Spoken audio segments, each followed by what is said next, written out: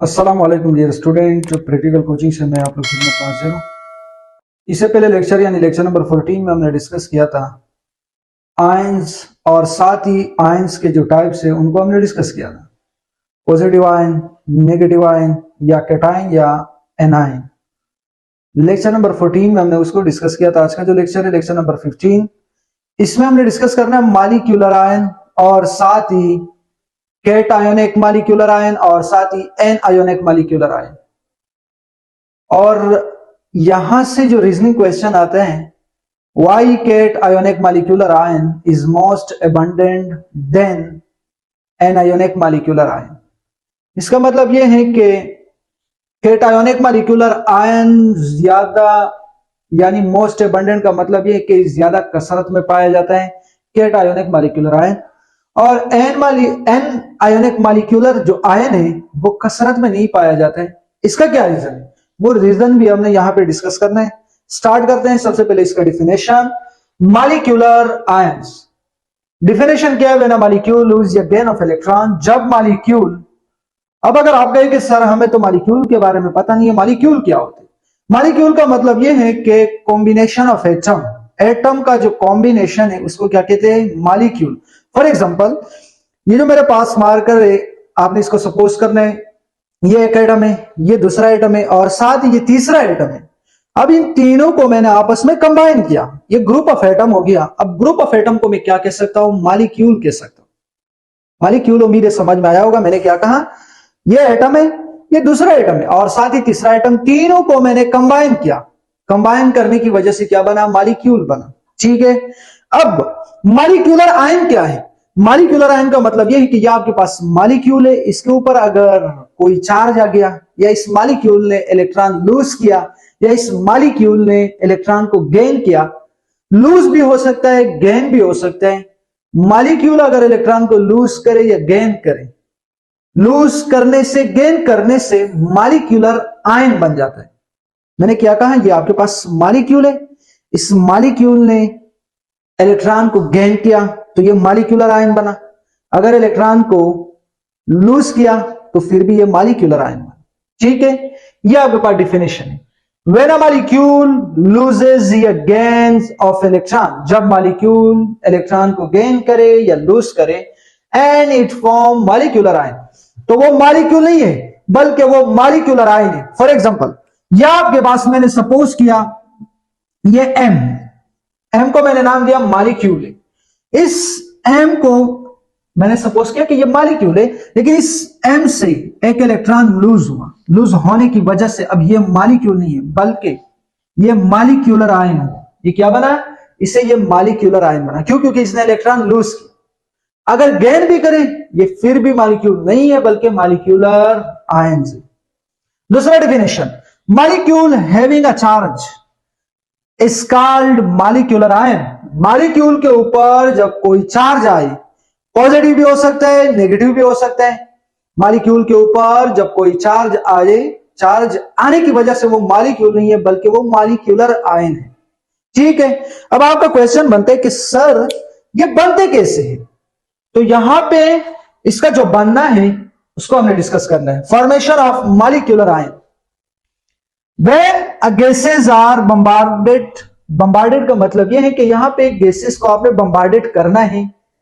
किसके through? Battery के through भी कर सकते हो, जैसे डिस्चार्ज ट्यूब। फॉर एग्जांपल आगे लिखा हुआ है, ठीक है, with high energy electron in discharge tube they ionize to give molecular ion. For example, यह आपके पास एक डिस्चार्ज ट्यूब है। ठीक है बेटा, ये कौन सा ट्यूब है? डिस्चार्ज ट्यूब हमने सपोज किया। ये आपके पास डिस्चार्ज ट्यूब है।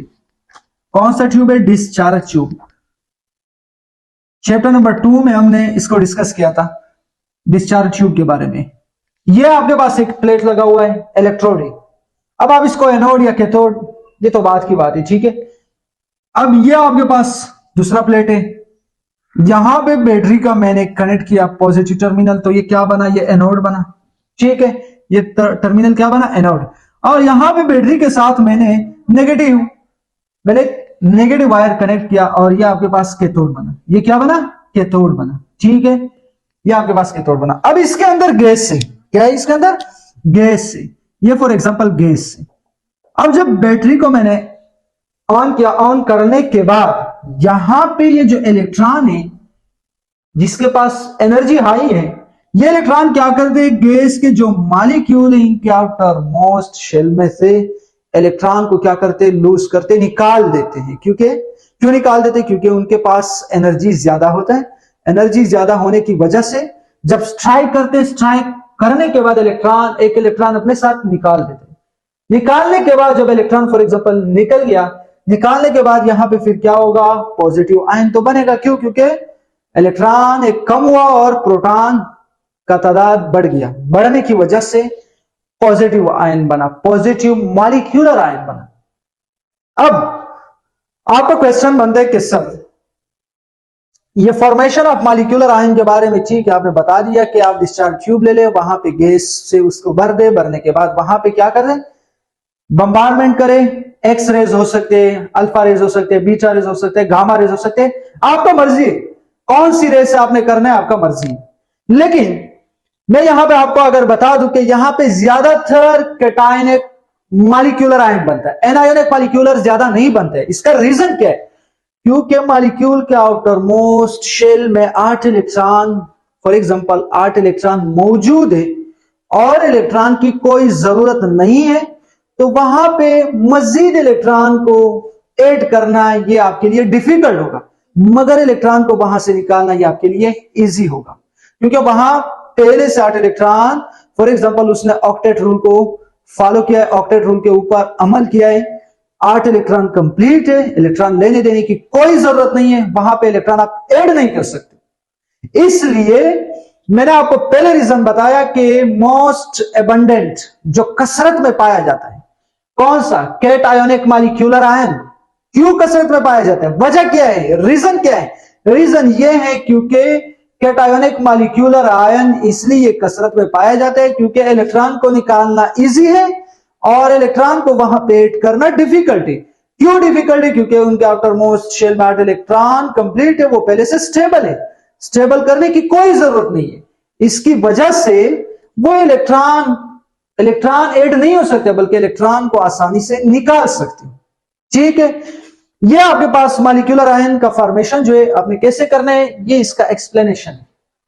ठीक है, अब types of molecular ion, the molecule which have positive charge on it, वो मॉलिक्यूल जिनके ऊपर पॉजिटिव चार्ज है उसको क्या कहते हैं, cationic molecular ion. For example helium भी हो सकता है आपके पास, फॉर एग्जांपल ये मीथेन गैस भी हो सकते हैं। ठीक है, अब इसके साथ साथ आपके पास anionic molecular ion. Anionic molecular ion क्या है, the molecule which have negative charge on it. Molecule, कौन से मॉलिक्यूल, फॉर एग्जांपल आपके पास मॉलिक्यूल है, उस मॉलिक्यूल के ऊपर कौन सा चार्ज है, नेगेटिव चार्ज है। कौन सा चार्ज है, नेगेटिव चार्ज है। नेगेटिव चार्ज होने की वजह से उसका जो नाम है वो क्या है, anionic molecular ion, anionic molecular ion. ठीक है, फॉर एग्जांपल ये आपके पास नाइट्रोजन भी हो सकता है, ऑक्सीजन भी हो सकते हैं, ये आपके पास सल्फेट भी हो सकते हैं। ठीक है, -2 चार्ज इसके ऊपर आ सकते हैं। ये आपके पास types of molecular ion, cationic molecular ion, anionic molecular ion का डिफिनेशन। रीजनिंग जो क्वेश्चन था उनके बारे में मैंने आपको बता दिया। इससे रिलेटेड एक दूसरा क्वेश्चन है, ज्यादातर स्टूडेंट के ज़हन में ये क्वेश्चन होते हैं कि सर इसका फायदा क्या है, इसका एप्लीकेशन ये है कि फॉर एग्जांपल किसी भी मॉलिक्यूल का जो स्ट्रक्चर है उस स्ट्रक्चर से आपको इंफॉर्मेशन अगर चाहिए तो इंफॉर्मेशन आप इस तरीके से हासिल ही नहीं कर सकते हो जब तक उस मॉलिक्यूल का आप मॉलिक्यूलर आयन न बनाए। नंबर 1 एप्लीकेशन ये है। दूसरा एप्लीकेशन ये है कि किसी भी मॉलिक्यूल का मॉलिक्यूलर मास आपने कैलकुलेट करना है, मॉलिक्यूलर आयन के बगैर कैलकुलेट नहीं कर सकते हो। ये 2 एप्लीकेशन तो मैंने आपको बता दिया। नंबर 1 कौन सा एप्लीकेशन है, इसका फायदा क्या है, मॉलिक्यूलर आयन बनने की क्या जरूरत है, मैंने आपको क्या बताया कि इसलिए इनको बनाने की जरूरत है क्योंकि सबसे पहले मॉलिक्यूलर आयन आपने इसलिए बनाना है कि किसी भी मॉलिक्यूल का जो स्ट्रक्चर है उससे रिलेटेड आपको इंफॉर्मेशन की जरूरत है। अगर आप उनसे इंफॉर्मेशन फॉर एग्जांपल हासिल करना चाहते हो तो आपने करना क्या है, उस मॉलिक्यूल का मॉलिक्यूलर आयन बनाना है। और साथ ही किसी भी मॉलिक्यूल का अगर मॉलिक्यूलर मास कैलकुलेट करना है तो सबसे पहले उस मॉलिक्यूल को मॉलिक्यूलर आयन में चेंज करना है, उसके बाद आप उसका मॉलिक्यूलर मास कैलकुलेट कर सकते हो। ज्यादातर स्टूडेंट के जहन में ये क्वेश्चन भी होते कि सर ये मॉलिक्यूलर आयन एग्जिस्ट कहां पे करते, ये कहां पर मौजूद होते? मॉलिक्यूलर आयन सॉलिड में नहीं है, लिक्विड में नहीं है, गैस में नहीं है, बल्कि in the form of plasma state. Matter का जो चौथा स्टेट है प्लाज्मा स्टेट, मॉलिक्यूलर आयन वहां पे एग्जिस्ट करते हैं। फॉर एग्जांपल ये ज्यादातर सन, सूरज जो है वहां पे एग्जिस्ट करते हैं। ठीक है, उम्मीद है आज का लेक्चर समझ में आया होगा। लेक्चर समझ आने की सूरत में आपने हमारे YouTube चैनल को सब्सक्राइब करना है और साथ ही बेल आइकन के ऊपर क्लिक करना है। Thank you, Allah Hafiz.